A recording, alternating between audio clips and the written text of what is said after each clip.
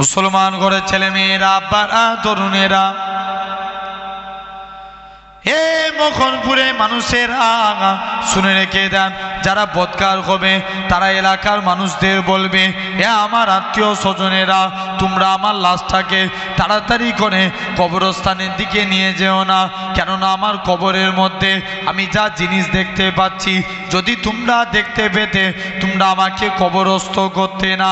যারা ইমানদার হবে এলাকার মানুষদের বলবে, এ আমার আত্মীয় স্বজনেরা, তোমরা আমার লাশটাকে তাড়াতাড়ি করে কবরস্থানের দিকে নিয়ে চলো, কেননা আমি আমার কবরের মধ্যে আল্লাহর দয়ার জান্নাত দেখতে পাই।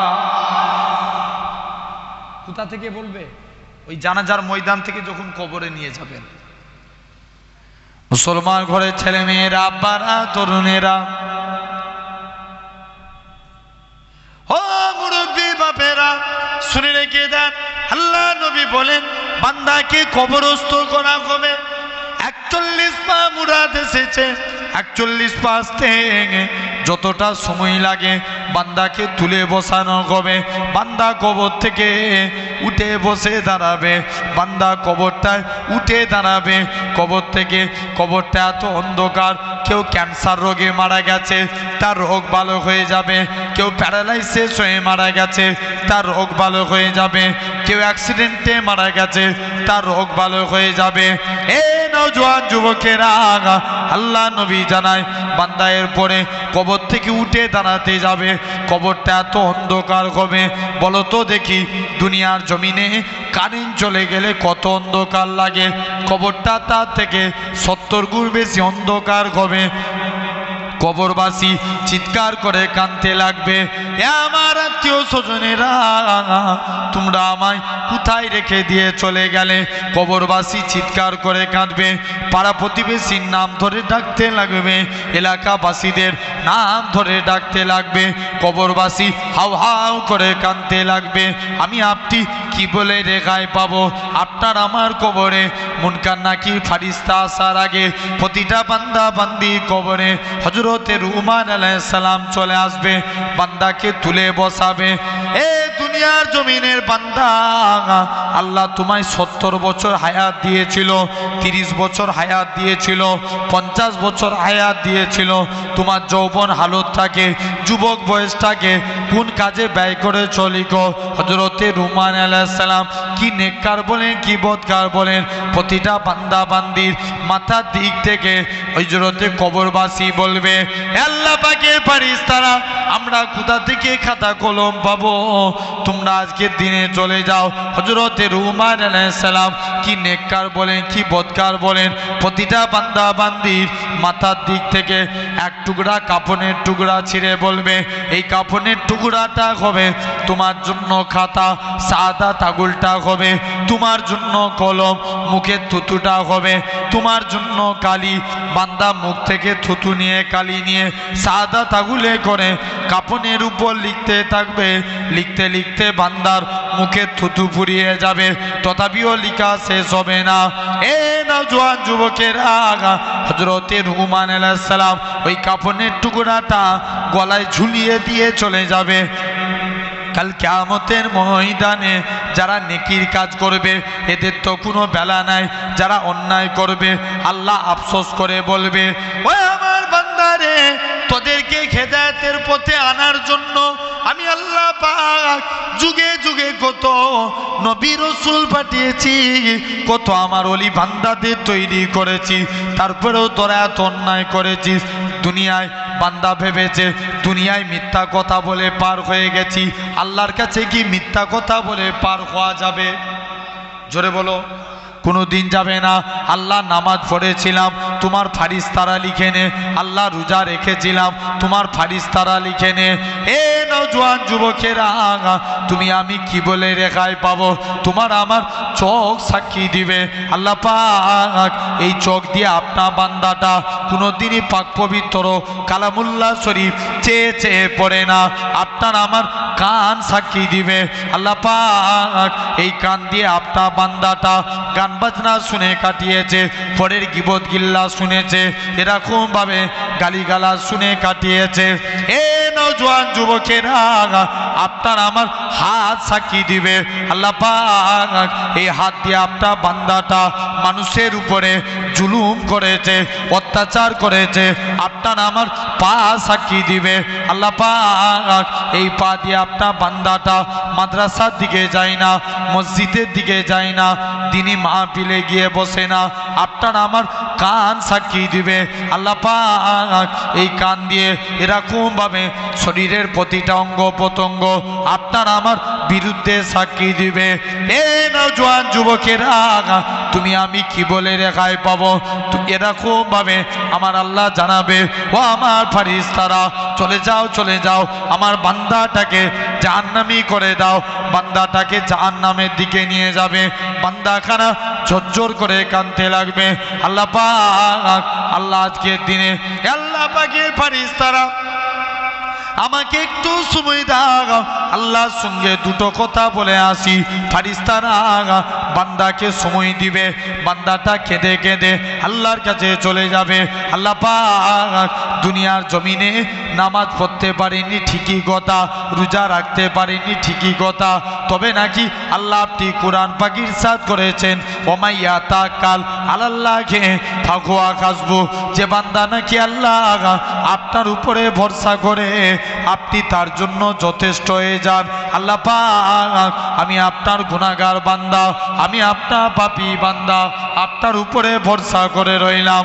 আমার আল্লাহ জানাবে, সাদ্দাক দাবদি বান্দা তুমি সত্য কথা বলেছো, ও আমার বান্দারা চলে যাও চলে যাও, আমি আল্লাহ জানিয়ে দিলাম, আমি আল্লাহ বলে দিলাম, তোমার জীবনের পাখার পাখার গুনাহটাকে আমি আল্লাহ ক্ষমা করে দিয়েছি।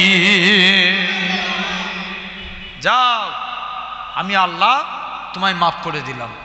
তাহলে এক নাম্বার এই কবরে এরপরে আসবে কে? মুনকার নাকির ফারিস্তা। কবরে কটা সওয়াল করা হবে? জোর করে বলো। 3টে। এক নাম্বার, গোটা বুখারি তন্ন তন্ন করে দেখেন, কবরের সওয়াল জবাব প্রসঙ্গে 7টা হাদিস এসছে।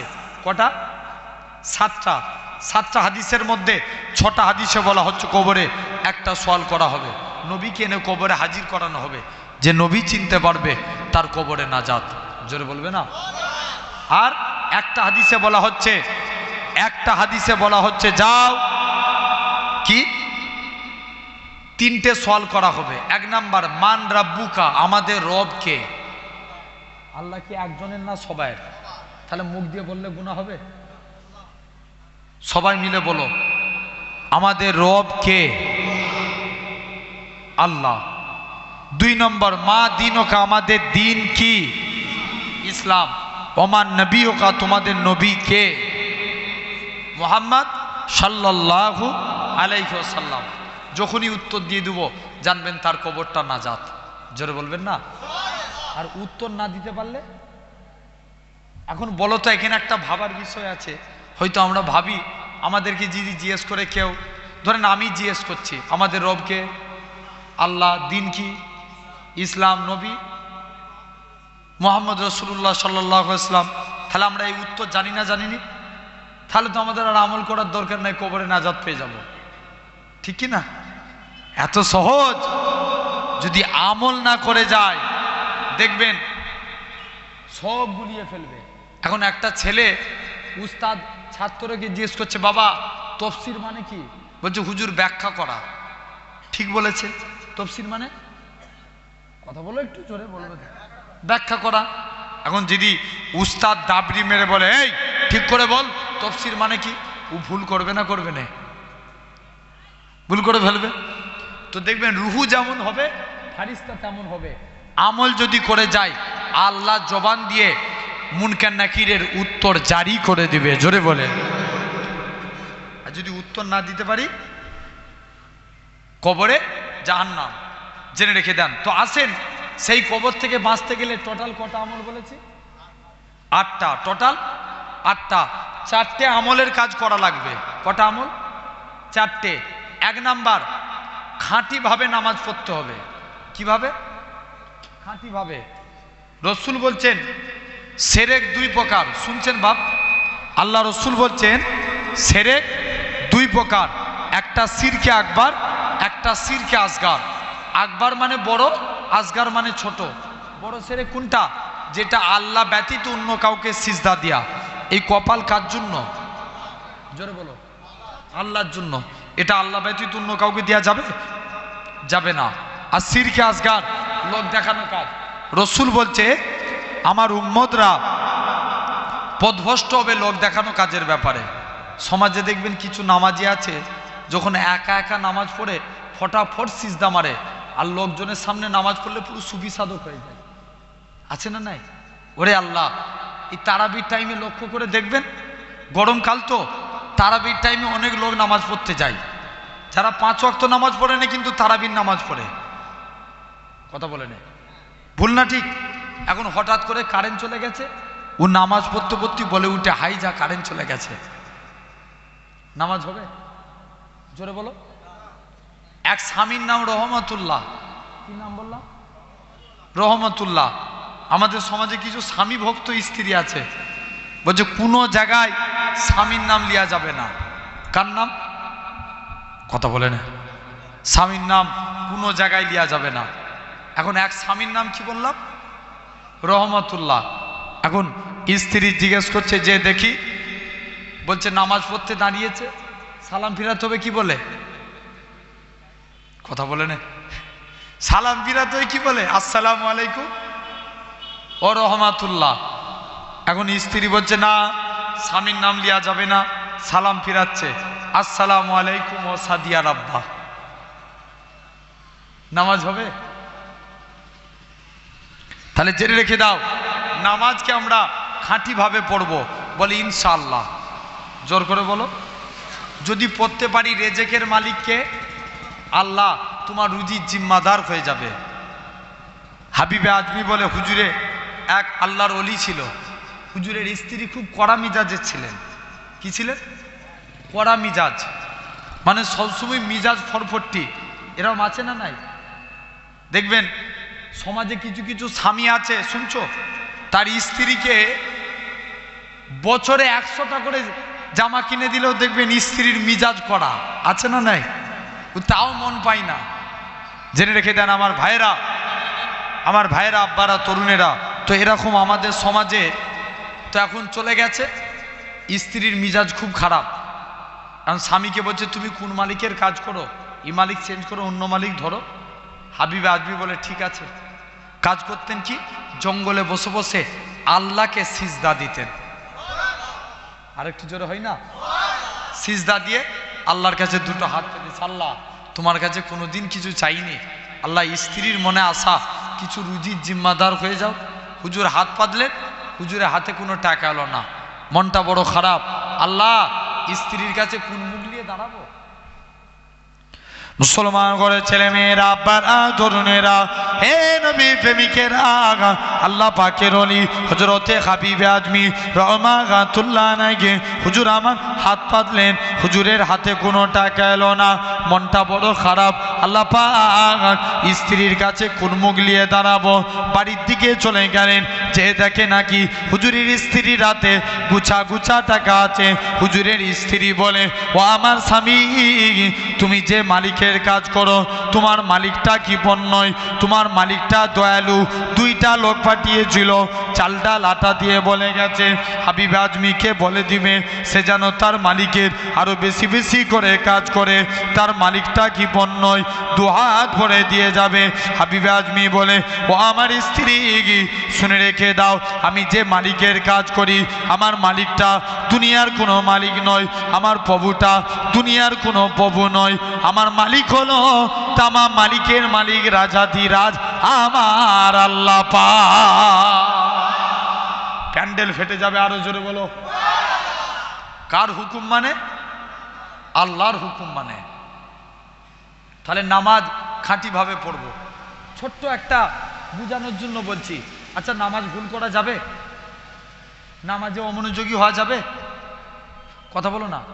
আমাকে একদিন একটা ইমাম সাহেব বলছে, হুজুর জানেন, আমাকে একদিন আমি দিল্লিতে দাওয়াতে গেছিলাম, ওখানে একটা ইমাম সাহেব বলছে, হুজুর জানেন? আমি বলছি কি বলো? বলছে, ভাইজান আমাকে একটা ছেলে এসে বলছে, হুজুর তোমার নামাজ ভুল হয়েছে। আমি জিজ্ঞেস করলাম কেন? বলছে আমি প্রতিদিন নামাজে দাঁড়িয়ে দোকানে ক টাকা কিনা বেচা হয় হিসাব নিকাশ হয়ে যায়, আর আজকে হিসাব নিকাশ শেষ হয়নি, তোমার নামাজ শেষ হয়ে গেছে, তাই তো নামাজ ভুল হয়েছে। নামাজে দাঁড়িয়ে কত বড় কপাল ফাটা চিন্তা করো, নামাজে দাঁড়িয়ে দোকানের হিসাব নিকাশ করে, এরকম আছে না নাই? জেনে রেখে দেন। তাহলে নামাজ আমরা খাঁটি ভাবে পড়বো। বাদশাহ হারুনুর রশিদ নাম শুনেছেন? বিরাট বড় একজন খলিফা ছিলেন। তিনি একদিন ঘোষণা করছে আমার স্ত্রী চাঁদের থেকেও সুন্দর। কার থেকে? চাঁদের থেকেও সুন্দর। যদি আমার এই কথা সত্য না হয় আমি আর স্ত্রী 3 তালাক। কত তালাক? তালাক হবে?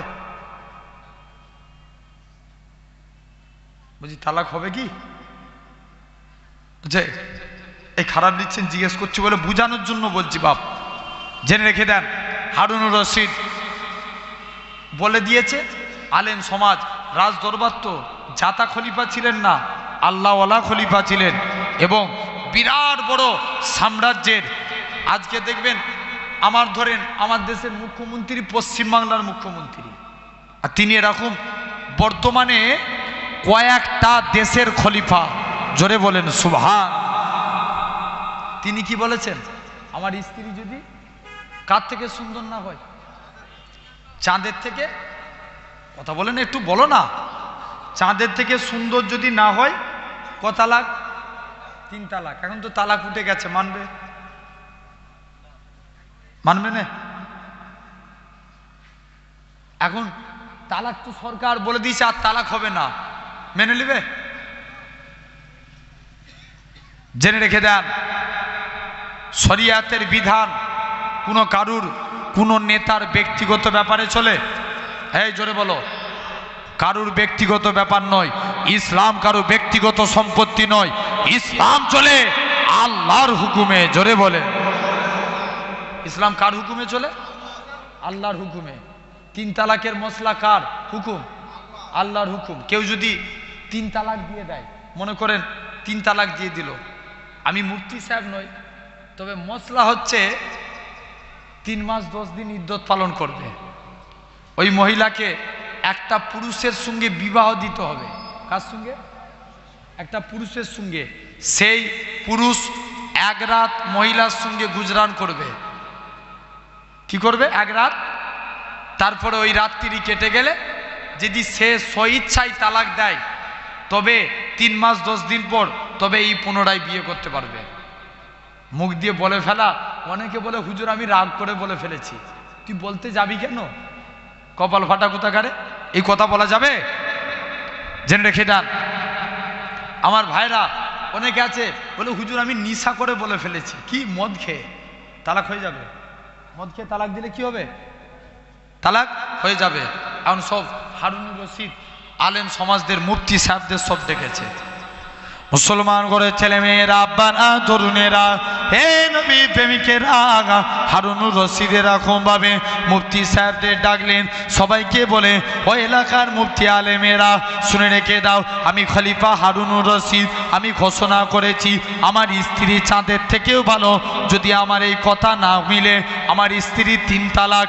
খলিফারা এরকম ভাবে আলেম সমাজের মানুষেরা মুফতি সাহেবেরা ফতোয়া দেয়, খলিফা হারুনুর রশিদ তুমি চিন্তা করো না, তোমার স্ত্রী 3 তালাক হয়ে গেছে, তোমার স্ত্রী তালাক হয়ে গেছে। হারুনুর রশিদের মনটা খারাপ। আল্লাহ পাক আমি কোন স্ত্রীকে তালাক দিলাম? আমার স্ত্রী আবেদা সালেখা জায়দা বান্দি। আমার স্ত্রী কোনোদিন রাজকোষের টাকা খরচা করে না, নিজের টুপি সেলাই করে ওটা দিয়ে সংসার চালা। আর আমাদের সমাজে দেখবেন, এটা তো এত বড় খলিফা, মানে কয়েকটা দেশের, মানে পৃথিবীর আর্ধেকের খলিফা। আর আমাদের দেশে দেখবেন সামান্য, এটা কি থানা? দেগঙ্গা থানার একটা নেতার স্ত্রী দেখবেন BMW নিয়ে ঘুরে। কথা বলে না কেন? আমার ভাইরা জেনে রেখে দেন, তিনি কি সেলাই করতেন? টুপি সেলাই করে সংসার চালাতেন। এমন সময়তে আল্লাহ আমি জীবনে আর এরকম স্ত্রী পাবনি। হারুনুর রশিদ মনটা খুব খারাপ। মুসলমান ঘরের ছেলে মেয়েরা, আব্বারা, তরুণেরা, হারুনুর রশিদ আবার আলেম সমাজদের বলে, ও আলেম সমাজেরা, বলো তো দেখি তুমি আজকের দিনে আমার স্ত্রীর কি কোনো দলিল নাই? না না না না, তোমার স্ত্রী 3 তালাক হয়ে গেছে। হারুনুর রশিদ মনটা খারাপ করে একটা গাছের তলায় বসে আছে। ওই রাস্তা দিয়ে পাশ দিয়ে একটা যুবক আলেম হেঁটে হেঁটে যায়। হারুনুর রশিদ মন মারা করে বসে আছে। যুবক ছেলেখানা বলে, বাবা চাচা, তোমাকে দেখে মনে হয় তুমি সম্ভ্রান্ত পরিবারের কেউ, বলো তো দেখি কি জন্য তোমার মন খারাপ? ও যুবকেরা, বাদশা হারুনুর রশিদ বলে, বাবা তুমি চলে যাও, আমার আর জান জ্বালাও না, কেননা আমি এমনি মন খারাপ, তার উপরে তুমি আর বিরক্ত করো না। এরকম ভাবে যুবকটা বলে, বলো তুমি কে, তোমার পরিচয় দাও। বলে, আমি এই রাজ্যের খলিফা, আমি এই দেশের খলিফা, খলিফা হারুনুর রশিদ। বলে, মন খারাপ কেন? বলে, বাবা সে অনেক কথা, কেউ আমার সমাধান দিতে পারে না, আর তুমি একটা বাচ্চা ছেলে, তুমি কি করে সমাধান দিবে? বলে, একবার বলি তো দেখেন। বলে, আমি বলেছি আমার স্ত্রী চাঁদের থেকেও সুন্দর, যদি আমার স্ত্রী এরকমভাবে চাঁদের থেকেও সুন্দর, যদি আমার এই কথা না হয় মিলে, সত্য না হয় আমার স্ত্রী 3 তালাক, আমি আলেমদের বৈঠক করেছিলাম, আলেম মুফতি সাহেবরা সব ফতোয়া দিয়েছে, আমার স্ত্রী তালাক হয়ে গেছে। ও যুবকেরা, তাই আমার মন খারাপ বাবা যুবক, তাই আমার মনে চিন্তা। যুবক ছেলেখানা বলে, খবরদার খবরদার, চিন্তা করবেন না, আপনার স্ত্রী তালাক হয় না, এটা আমি যুবক কথা দিলাম। জোরে বলে, কি হয় না? বলছে সব বড় বড় দেশের মুফতিরা ফতোয়া দিয়ে দিচ্ছে, আর তুই একটা বাচ্চা ছেলে, তুই কি আর বুঝাবি?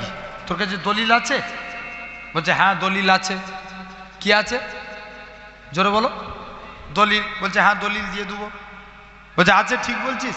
চিন্তা থেকে একটু মকুফ হলে, কি হলে মানে চিন্তাটা একটু কি হলো, কমলো। এখন বাদশা হারুনুর রশিদ চলে গেছে। বলছে, কি করতে হবে বলো?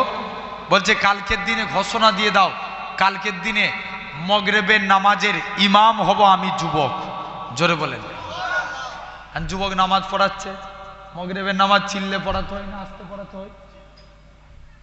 উচ্চস্বরে না আস্তে আস্তে?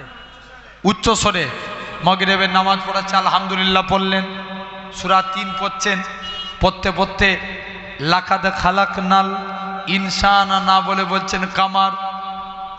পিছন দিক দিয়ে সব লুকমা মারছে, মুফতিরা সব আলেমরা তো দাঁড়িয়ে আছে। লুকমা দিতে হয় কি বলে? নামাজ যদি ইমাম ভুল করে কি বলে লুকমা দিতে হয়? আল্লাহু আকবার। কি বলতে হয়?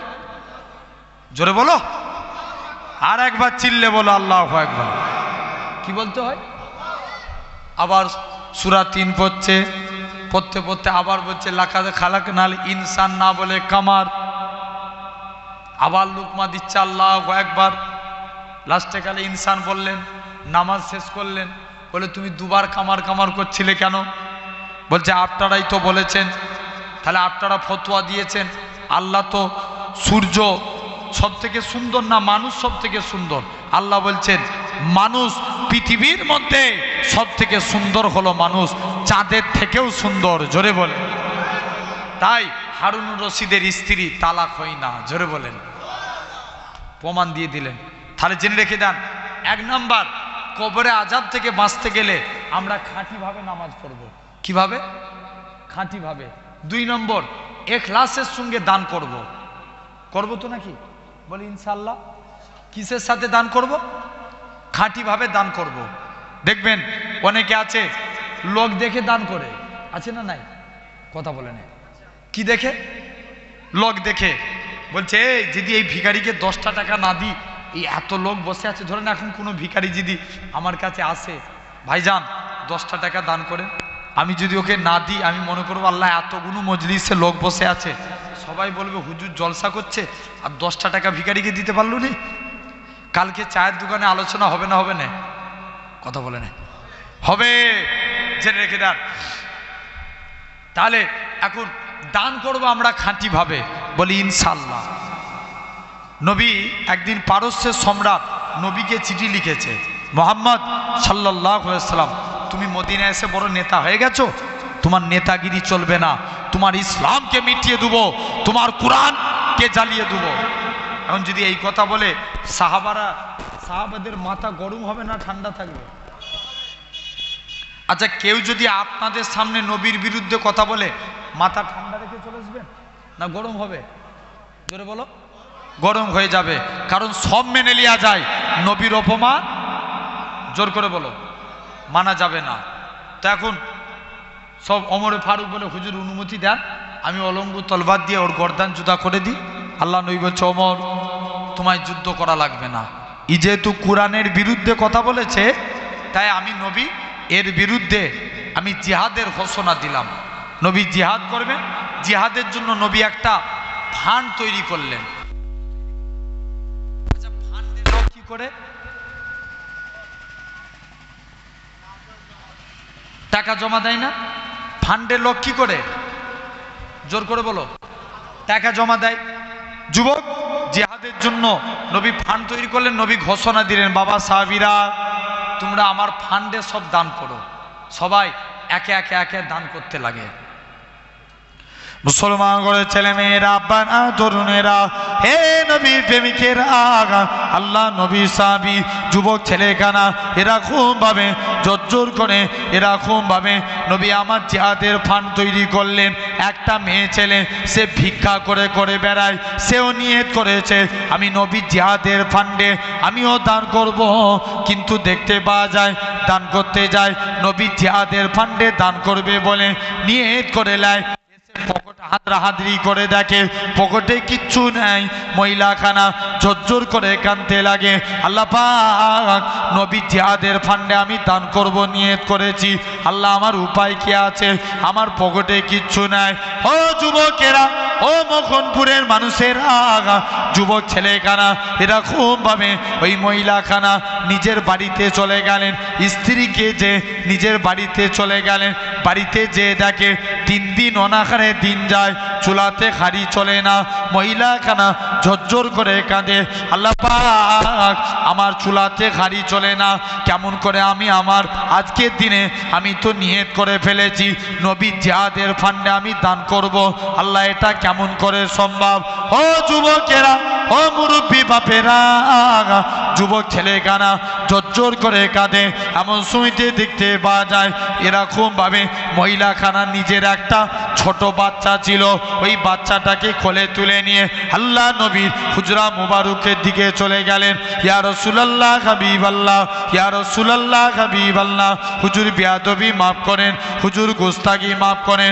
আজকের দিনে প্রতিমধ্যে আবু বাক্কারের সঙ্গে দেখা।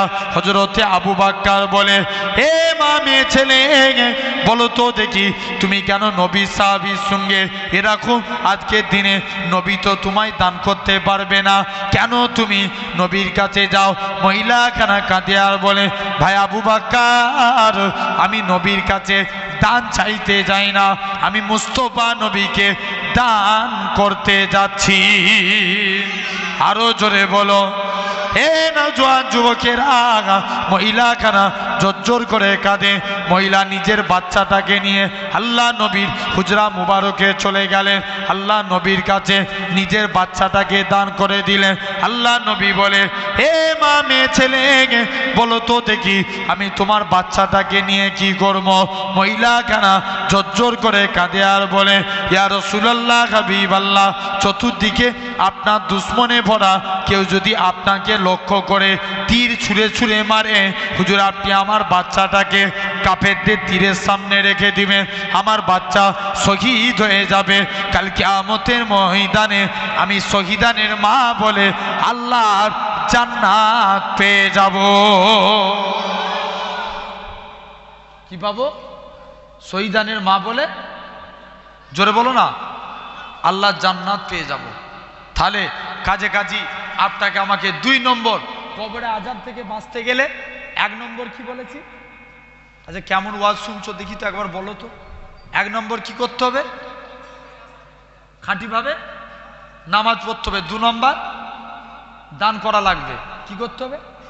দান। 3 নম্বর মা বাপের খেদমত করব। কার? জোরে বলো। আচ্ছা বলো তো, একটা মুরব্বী, এই শুনছেন, একটা মুরব্বী ওমর হুজুরের কাছে যে চুপ করে দাঁড়িয়ে আছে। ওমর জিজ্ঞেস করছে, তুমি চুপ করে দাঁড়িয়ে আছো কেন? বলছে, হুজুর আমি একটা অন্যায় করে ফেলেছি। বলছে, আমার ছেলে আমাকে দেখছে না। বলছে, যা তোর ছেলেকে ডেকে নিয়ে আয়। এই তুই তোর বাপকে দেখিনিস? ব্যাপার কি? আল্লাহ রসুল বলছে, রিদ্দু রাব্বি ফি রিদুল ওলেদি ও সাক্তু রাব্বি ফি সাক্তুল ওলেদি। পিতা মাতার সন্তুষ্টি আল্লাহর সন্তুষ্টি। তুই তোর মা বাপকে দেখছিনি, ব্যাপার কি? বলছে, হুজুর আমি কি আমার বাপকে দেখবো নি? আমার বাপই তো আমার একটা হক মানে না। বলছে, কেমন? বলছে, যাই আমি এত বড় হয়েছে, আমার বাপ আমার নাম রেখেছে কসাই। কি নাম রেখেছে? জোর করে বলো। কসাই। নাম কি? কসাই। আচ্ছা বলো তো ভাই, খুব সূক্ষ্ম ব্রেনে চিন্তা করে দেখবে। আচ্ছা বলেন, আজ আমরা এই জায়গায় বসেছি, আমার ভাইয়েরা, আব্বারা, তরুণেরা, আল্লাহ আমাদের কবুল করে নেন। একবার দরুদ পড়েন, আল্লাহুম্মা।